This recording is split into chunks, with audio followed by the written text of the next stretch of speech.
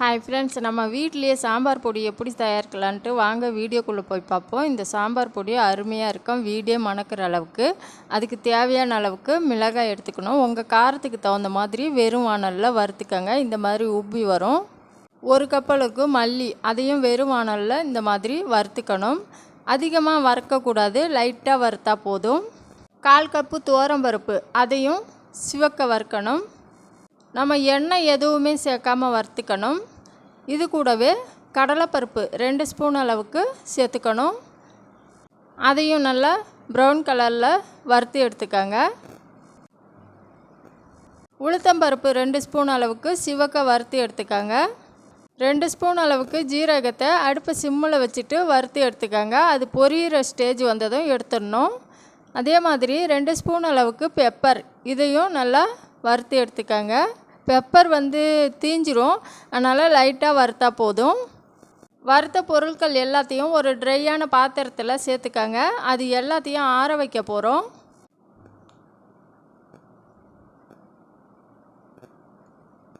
ரெண்டு ஸ்பூன் அளவுக்கு கடுகு, இதையும் நல்லா பொரியிற மாதிரி வரும், அந்த ஸ்டேஜில் எடுத்துருங்க.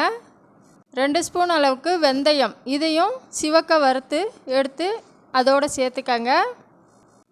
எல்லாத்தையும் சேர்த்துட்டு கடைசியாக அரிசி, பச்சரிசி 2 ஸ்பூன் அளவுக்கு நல்லா பொரிய விட்டு எடுத்துக்கங்க.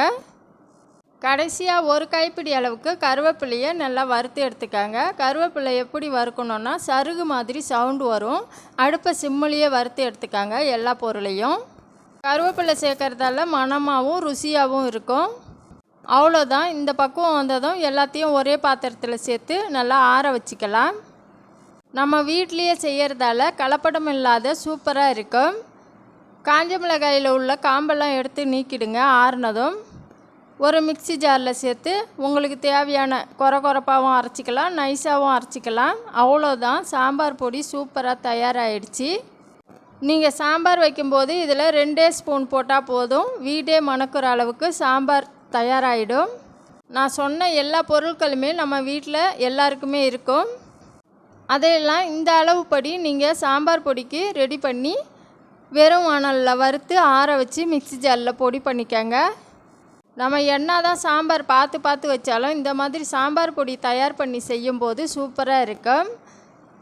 சாம்பார் பொடி அரைச்சதும் தேவையான அளவுக்கு பெருங்காய பவுட்ரு சேர்த்து நல்லா மிக்ஸ் பண்ணிக்கங்க. மிக்ஸ் பண்ணிவிட்டு இதில் தேவையான அளவுக்கு மஞ்சள் தூளும் சேர்த்து நல்லா மிக்ஸ் பண்ணிக்கங்க. மஞ்சள் தூள் சேர்க்கறதால பூச்சி பிடிக்காமல் இருக்கும். நம்ம இதை பாட்டிலில் அடைச்சி ஸ்டோர் பண்ணி நம்மளுக்கு தேவையானப்போ யூஸ் பண்ணிக்கலாம். உங்களுக்கு எந்த அளவுக்கு தேவையோ அந்த அளவுக்கு கொஞ்சம் கொஞ்சமாக அரைச்சி எடுத்துக்கலாம். இந்த மாதிரி சாம்பார் பொடி, ரசப்பொடி, ஊறுகாய், அப்பளம், வடம் இந்த மாதிரி தயார் பண்ணி பாக்கெட் செய்து கடைங்களுக்கும் போடலாம். நம்மளுக்கு ஒரு சிறு வருமானமும் வரும். இந்த மாதிரி நீங்களும் செஞ்சு பார்த்துட்டு எப்படி இருக்குன்ட்டு கமெண்ட்டில் சொல்லுங்கள். நாளைக்கு இன்னொரு வீடியோவில் பார்ப்போம். தேங்க்யூ, பாய்.